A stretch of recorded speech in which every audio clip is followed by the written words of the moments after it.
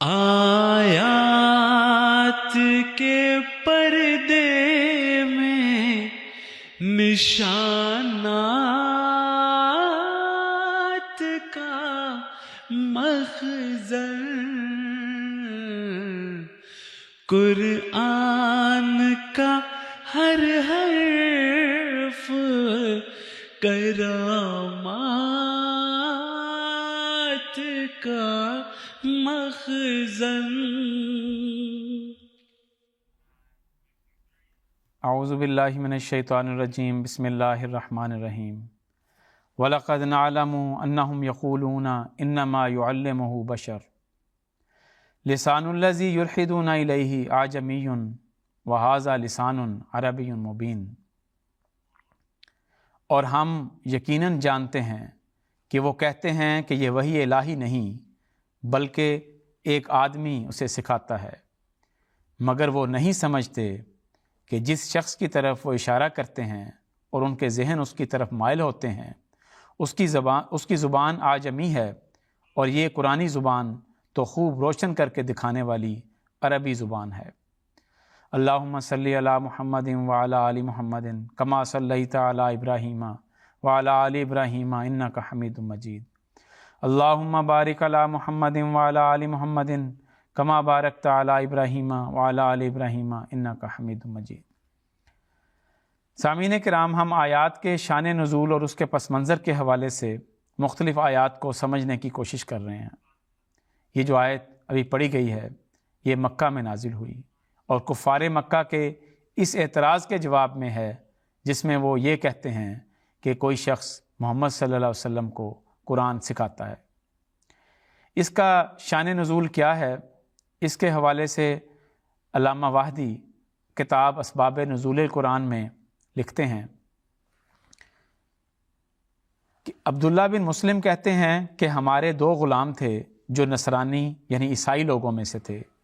ان میں سے ایک کا نام یسار تھا اور دوسرے کا نام جبر تھا۔ یہ دونوں غلام اپنی زبان میں اپنی کتابیں پڑھتے تھے۔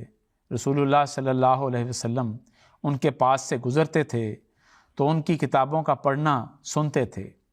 مشرک لوگ کہتے تھے کہ نبی کریم صلی اللہ علیہ وسلم ان غلاموں سے تعلیم حاصل کرتے ہیں۔ اللہ تعالیٰ نے یہ آیت نازل کر کے مشرکوں کی تکذیب کی۔ پھر تفسیر ابن کثیر میں اس حوالے سے یہ شان نزول لکھا ہے کہ حضرت ابن عباس رضی اللہ تعالیٰ عنہ کی روایت ہے کہ مکہ میں ایک لوہار تھا جس کا نام بلعام تھا۔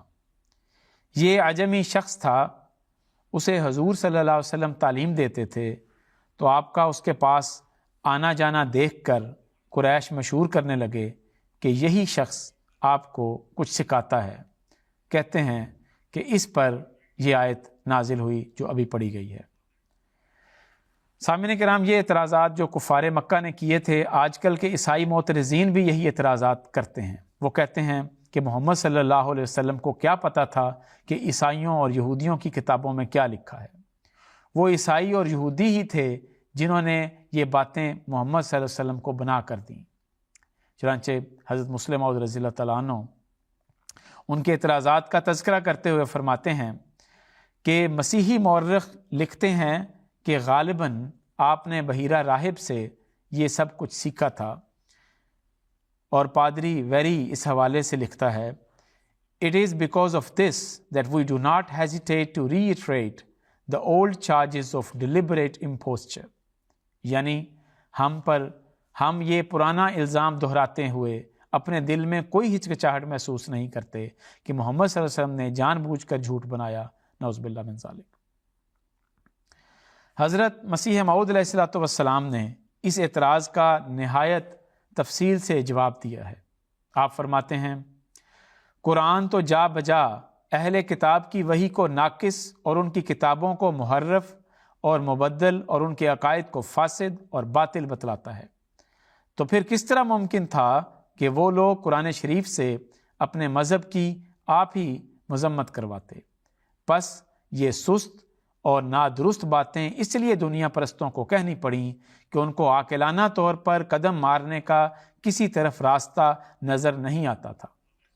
پہلے تو قرآن کے قصوں کو سن کر جن میں بنی اسرائیل کے پیغمبروں کا ذکر تھا، اس وہم میں پڑے کہ شاید ایک شخص اہل کتاب میں سے پوشیدہ طور پر یہ قصے سکھاتا ہوگا، جیسا ان کا یہ مقولہ قرآن شریف میں درج ہے، انما یعلمہ بشر، کہ اس کو تو کوئی انسان سکھاتا ہے۔ اور پھر جب دیکھا کہ قرآن شریف میں صرف قصے ہی نہیں بلکہ بڑے بڑے حقائق ہیں، تو پھر یہ دوسری رائے ظاہر کی کہ وَأَعَانَهُ عَلَيْهِ قَوْمٌ آخَرُونَ، یعنی ایک بڑی جماعت نے متفق ہو کر قرآن شریف کو تالیف کیا ہے، اور یہ ایک آدمی کا کام نہیں۔ حضور فرماتے ہیں پھر جب قرآن شریف میں ان کو یہ جواب دیا گیا کہ اگر قرآن کو کسی جماعت، علماء، فضلاء اور شعراء نے اکٹھے ہو کر بنایا ہے، تو تم بھی کسی ایسی جماعت سے مدد لے کر قرآن کی نظیر بنا کر دکھلاؤ تاکہ تمہارا سچا ہونا ثابت ہو جائے۔ تو پھر لاجواب ہو کر اس رائے کو بھی جانے دیا اور ایک تیسری رائے ظاہر کی، اور وہ یہ کہ قرآن کو جنات کی مدد سے بنایا ہے۔ فرماتے ہیں کہ انہوں نے یہ تیسری رائے ظاہر کی، یہ آدمی کا کام نہیں ہے۔ تو حضرت مسلم موعود رضی اللہ تعالیٰ عنہ نے بھی اس اعتراض کا جواب دیا ہے، اور اپنے انداز میں آپ نے دیا۔ آپ نے فرمایا کہ دیکھیں، قرآن اگر کسی عیسائی کا بنایا ہوا ہوتا تو عیسائیت کے رد سے کس طرح بھرا ہوا ہوتا، اور اگر کسی یہودی نے بنایا ہوتا تو اس میں یہودیت کا کس طرح رد ہوتا۔ کیا کوئی خیال کر سکتا ہے کہ کوئی عیسائی اور یہودی اپنے مذہب کی خود ہی تردید کر دے گا؟ قرآن پورے طور پر عیسائیت کو رد کرتا ہے۔ تو قرآن کریم بحیثیت مجموعی اس بات کی تردید کرتا ہے کہ کوئی یہودی یا عیسائی رسول اللہ صلی اللہ علیہ وسلم کو سکھاتا ہوگا۔ اب یہ جو آیت پڑھی گئی ہے، اس میں اللہ تعالیٰ نے بہت خوبصورت رنگ میں جواب دیا ہے۔ اللہ تعالیٰ نے فرماتا ہے کہ لسان الذی یلحدون الیہ اعجمی، جس شخص کے بارے میں الزام لگایا جاتا ہے کہ محمد صلی اللہ علیہ وسلم اس سے سیکھتے تھے، یہ اس شخص کی اپنی زبان کیا ہے؟ اعجمی ہے۔ اعجمی کے عربی زبان میں کیا معنی ہوتے ہیں؟ دو معنی ہوتے ہیں۔ ایک، اعجمی کا مطلب ہے غیر عربی، یعنی ایسا شخص جو عربی نہیں بولتا، کوئی اور زبان بولتا ہے۔ اور ایک اعجمی کا یہ مطلب ہے کہ غیر فصیح زبان، ایسی زبان جو مطلب واضح نہ کر سکتی ہو، بے شک اس کا بولنے والا عربی کیوں نہ ہو، عربی میں بھی بات کر رہا ہو، تو اگر اس کی زبان میں لکنت ہو یا روانی نہ ہو تو اسے بھی عرب لوگ اعجمی کہہ دیتے تھے کہ تمہیں تو بولنا ہی نہیں آتا۔ اس اعتراض کا جواب اللہ تعالیٰ اس طرح دیتا ہے کہ یہ لوگ کہتے ہیں کہ محمد صلی اللہ علیہ وسلم کو قرآن کوئی دوسرا شخص سکھاتا ہے۔ جس شخص کی طرف یہ لوگ کام کو منسوب کر رہے ہیں اس کی طرف ہو ہی نہیں سکتا منسوب۔ کیوں؟ کہ نمبر ایک، پہلی وجہ یہ ہے کہ اس کی زبان غیر عربی ہے، اور دوسری وجہ یہ ہے کہ وہ تو اپنے خیالات کو صحیح طرح سے ادا کرنے پر قادر نہیں ہے، غیر فصیح ہے۔ اور جب کہ قرآن کریم کی زبان کیا ہے کہ عربی مبین، ایک عربی ہے جو کہ واضح کرنے والی زبان ہے۔ سامعین کرام، اسی طرح سے ملتا جلتا ایک اعتراض کفار مکہ نے بھی ایک موقع پر کیا تھا، جو قرآن کریم میں ایک اور جگہ پر بیان کیا جاتا ہے۔ وہ یہ تھا کہ انہوں نے کہا کہ اساطیر الاولین، کہ یہ جو قرآن ہے یہ پہلے لوگوں کی کہانیاں ہیں، اور انہوں نے کہا کہ وَأَعَانَهُ عَلَيْهِ قَوْمٌ آخَرُونَ، کہ ایک پوری قوم نے، ایک الگ قوم نے ان کی مدد کی ہے۔ تو اللہ تعالیٰ اس اعتراض کا جواب بھی کئی مقامات پر دیتا ہے۔ مثلا اسی آیت میں یہ لکھا ہے کہ جن کو تم اساطیر الاولین کہتے ہو، پرانے لوگوں کو قصے کہتے ہو، وہ قصے نہیں ہیں بلکہ آئندہ کی خبریں اور آئندہ کی پیشگوئیاں ہیں۔ چنانچہ لکھا ہے کہ انزلہ الذی یعلم السر فی السماوات والارض، یعنی اس قرآن کو اس ہستی نے اتارا ہے جو آسمانوں اور زمین کی مخفی خبریں جاننے والا ہے۔ اور ایک اور موقع پر اس کا جواب دیتے ہوئے اللہ تعالیٰ قرآن کریم میں فرماتا ہے قُلْ لَئِنِ اجْتَمَعَتِ الْإِنسُ وَالْجِنُّ عَلَىٰ أَن يَأْتُوا بِمِثْلِ هَٰذَا الْقُرْآنِ لَا يَأْتُونَ بِمِثْلِهِ وَلَوْ كَانَ بَعْضُهُمْ لِبَعْضٍ ظَهِيرًا، تو کہہ دے کہ اگر جن و انس سب اکٹھے ہو جائیں کہ اس قرآن کی مثل لے آئیں تو وہ اس کی مثل نہیں لا سکیں گے، خواہ ان میں سے بعض کے مددگار ہوں۔ قرآن کریم کا یہ چیلنج آج بھی قائم ہے، اور آج تک کوئی اس قرآن کریم کی نظیر اور مثل بنانے پر قادر نہیں ہو سکا۔ سامعین کرام، اس دور میں قرآن کریم کے اس معجزے کو زندہ کرنے کے لیے اللہ تعالیٰ نے حضرت مسیح موعود علیہ السلام کو بھیجا۔ چنانچہ باوجود اس کے کہ حضرت مسیح موعود السلام عرب نہیں تھے، آپ نے علماء عرب کو چیلنج دیا کہ کوئی شخص بھی میری عربی کتابوں کا جواب نہیں دے سکتا۔ اس حوالے سے حضرت مسلم موعود رضی اللہ تعالیٰ عنہ بیان کرتے ہیں کہ ایک مرتبہ پروفیسر مارگولیت صاحب قادیان آئے۔ وہ انگریز تھے اور عربی کے بہت بڑے ماہر سمجھے جاتے تھے۔ ان سے میری معجزات کے بارے میں گفتگو ہوئی تو وہ کہنے لگے کہ کیا قرآن والا معجزہ اب بھی دکھایا جا سکتا ہے؟ میں نے کہا ہاں، اس زمانے میں بھی دکھایا جا سکتا ہے، بلکہ دکھایا گیا ہے۔ چنانچہ میں نے حضور فرماتے ہیں، حضرت مسلم فرماتے ہیں، میں نے حضرت مسیح وسلم کی کتاب الہدا اس کے سامنے رکھ دی اور کہا کہ اس کی نظیر لانے والے کے لیے حضرت صاحب نے 20,000 کا انعام رکھا ہے، اور میں یہ اقرار لکھ دیتا ہوں کہ جو اس کی مثل لے آئے گا اسے میں یہ انعام دے دوں گا۔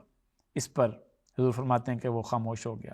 حضرت مسیح وسلم نے کیا خوب فرمایا ہے، آزمائش کے لیے کوئی نہ آیا ہر چند، ہر مخالف کو مقابل پہ بلایا ہم نے۔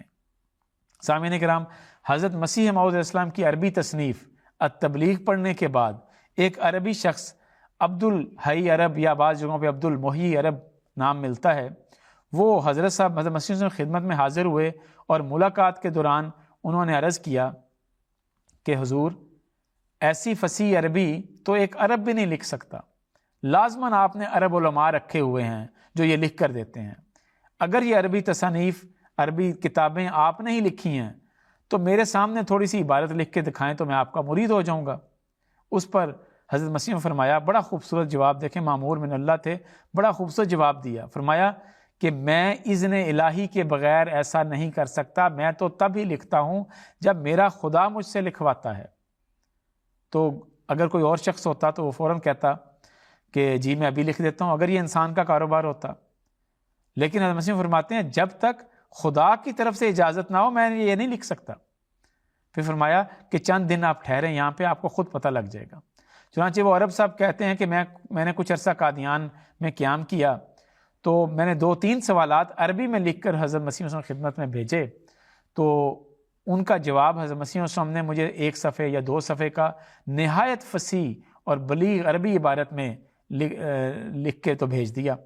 تو کہتے ہیں کہ اس بات پر پھر میں نے حضرت مسیح موعود علیہ السلام کی بیعت کر لی اور میں نے توبہ کر لی کہ میں کیسے نظریات رکھتا تھا۔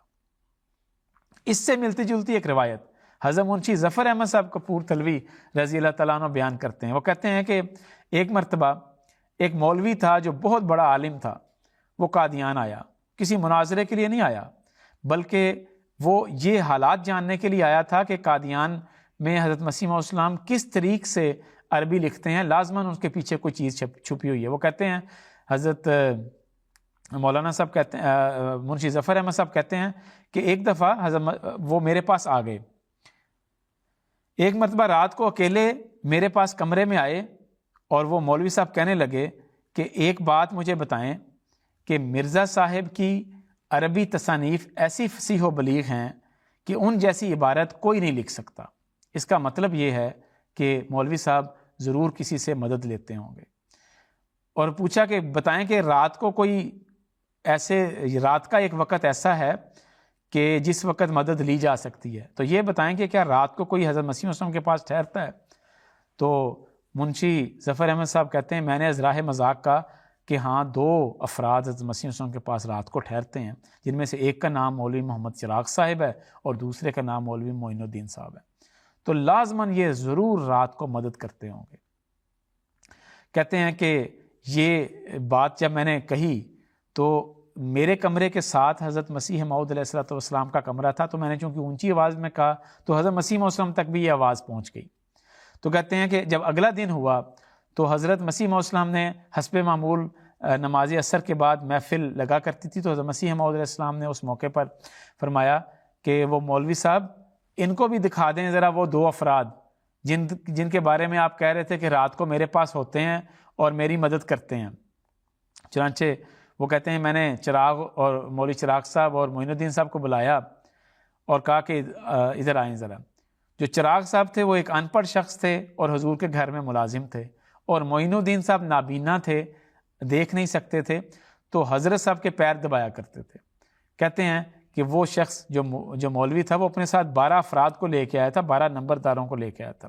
وہ ان دونوں کو دیکھ کر چلا گیا، اور پھر ایک تھوڑی دیر بعد گیا اور پھر ایک بڑے تھال میں مٹھائی لے کر آیا اور کہنے لگا کہ اب میرے دل میں کوئی شک و شبہ باقی نہیں رہا.